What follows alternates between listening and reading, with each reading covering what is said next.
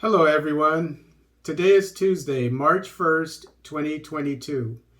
DR Congo new ground for Chinese companies in search of gold report.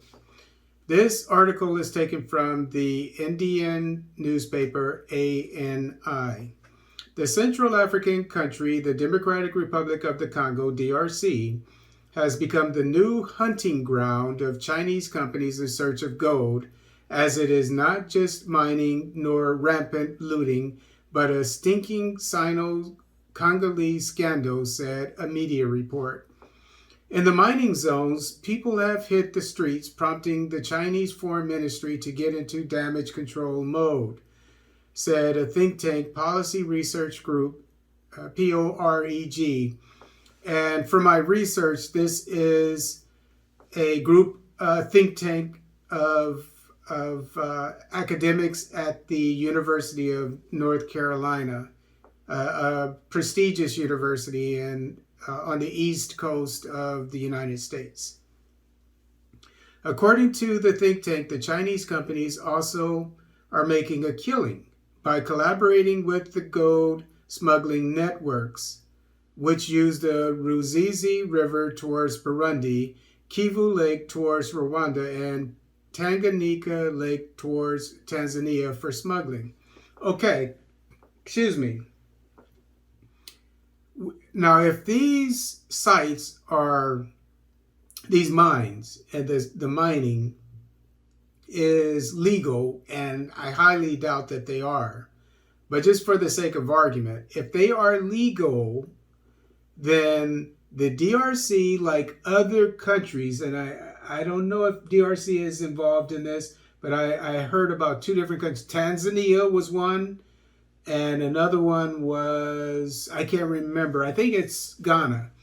They recently have come up with banks. And in the case of, I think, Tanzania, it could be Ghana too. But they have banks that will buy gold from small-scale miners and artisanal miners. And so the same thing should be in this region if these are legal miners, which I highly doubt that they are, because I've seen in a documentary from Deutsche Welle, which is a German newspaper. As some of you know, I watch Deutsche Welle daily in German just to keep up my German skills and to keep up with the news. International news, because it's pretty good. They say that smuggling is a problem, and that it is controlled by like this says the DRC military, and you'll see that that's the case as I read on. And so the bottom line is, the corruption needs to end. I mean, we can't progress in Africa with the corruption, because that's just gonna, it just turns upside down any good that we're doing, obviously. But I'll get to the point right here, and the main point of this article is exactly what I have been saying. And when I tell you what I'm about to say, I always think of DRC when I think about this.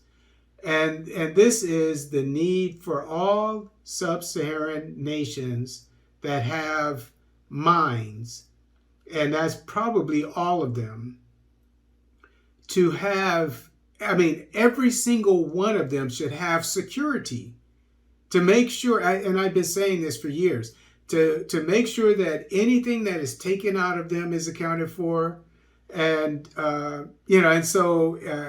as taxed or whatever the case may be. And that goes for foreign companies. If the government is able to do it, because obviously you have contracts and so forth, but going forward, if there are international companies and you can't provide security and to make sure and check everything that comes out, do inspections, checks on people, uh, uh, to make sure that they're not taking out more than they're supposed to without paying taxes, etc. That should be the case going forward. And I'm not going to go into all the details. I've done it before. I've done it working at a skiff when it comes to an intelligence area and bringing briefcases and so forth out. I've worked in this kind of environment where you have X-ray machines, etc. And obviously, you can't have an X-ray machine at every single mine because it doesn't merit it. But you can definitely check, and you can have guards, armed guards, looking to see whenever something is found, and then making sure that it's accounted for. But the bottom line is, and obviously, I mean, it's funny that they've turned on its head what I've been saying, because they have the guards there, the armed guards. They're doing exactly what I've said, but they're corrupt. That's the problem with it. But I would say real fast how what the U.S. Army does to get rid of corruption, because there's hardly any of it, is they put spies in everywhere. It doesn't matter what your job is. They infiltrate with people who are from the intelligence community. I haven't been told this, but this is what I gather after 20 years of my observations. And these people are spying on their co-workers. So they may say that they're military police working with other military police who are letting all this stuff go, but they're actually working with military intelligence and they're reporting. And these people will end up in prison. And so, that's basically what needs to happen in sub-Saharan Africa if the leaders in these nations are familiar with this tactic, this successful tactic. But again, every mine in every single sub-Saharan African nation needs to have security. And then on top of that, you need to make sure that those security personnel that are there are honest and that are doing their job and that are not corrupt. And so that in itself is going to take something, that's a story for another day, but it can be done. And, and once the word gets out after a couple of years that people are going to prison for being corrupt, like the soldiers in the DRC that I've seen in the documentary, then that'll get rid of the problem. That's how you do it. So, enough of that. These networks in turn contribute to supply of arms and ammunition perpetrating the conflict in DRC and the Great Lakes region, and the issue has become a matter of grave concern to Kinshasa. BM Global Business, Congo Bluent Mineral, Oriental Resources Congo, Yellow Water Resources, and New Oriental Mineral are amongst the Chinese companies into illegal gold mining in connivance with corrupt local leadership, the think tank said. And again, it goes back to the corrupt local leadership. Get rid of those too. And as I said yesterday, there's too much power given these local chiefs, etc., that allow foreign companies to come in and operate open mines on sacred land, etc., or they're paying the village a couple of $1,000s and they're making millions, and who knows how many, but definitely millions from these gold mines, while the chief is probably pocketing who knows how much money. And so they need to get rid of, I'm not going to say what exactly needs to be done in the culture of sub-Saharan Africa. I'm not an expert on it. But we need to modernize when it comes to the economics of these mines and so forth. We, instead of delegating the authority to these chiefs, which seems to be the historical way of doing business, we need to have it the federal government involved in this. And as Tshisekedi, the president of the DRC, said, he's going to,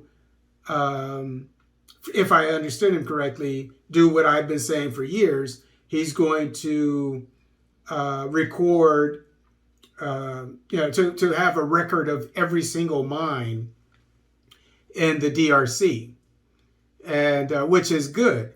But with that, the control of all these mines should be from the federal government, not with these local chiefs who have been letting us down, because that's a temptation for corruption, because you're allowing them to have too much power. That's my recommendation. All these mines in sub-Saharan Africa, they should be controlled by the federal government. And then again, have federal troops there providing security so that they're not looted, etc. And that the people that are mining, they know that they can just take they're protected by the military, not like in the DRC that I saw in that documentary. And so they're protected. They're not just anybody corrupt or powerful coming in and taking the gold or whatever from them, and they're getting a little bit of nothing. No, they take it. There's a bank or whatever, a buyer of gold or whatever the mineral is at a fair price, and that's it. And no corruption, and you have to have checks and balances. You can't trust. One thing that I'm not a fan of Reagan, but one thing he said that it resonates is trust, but verify. Okay, so send your troops out there, but verify that they're doing the right thing by infiltrating some spies with them to make sure that they are not corrupt. Enough of that.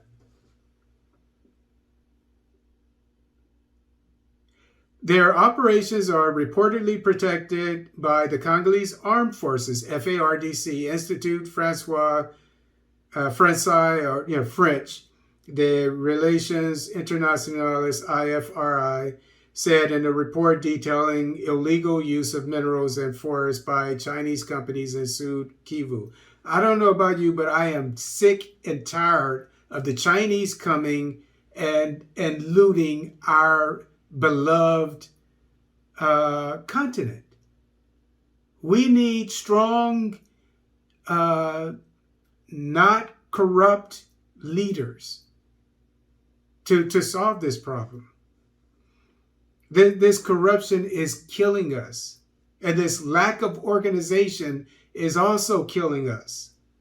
The illegal gold mining has badly affected the people of 6 villages. You think, namely Kaboge, Kitumba, Sugulu, Belekelo, Bakongo, and Kitutu, POREG reported. Again, like elsewhere in Africa, here in Congo also, the Chinese companies are compounding human rights violations and arbitrary arrests of critics and protesters.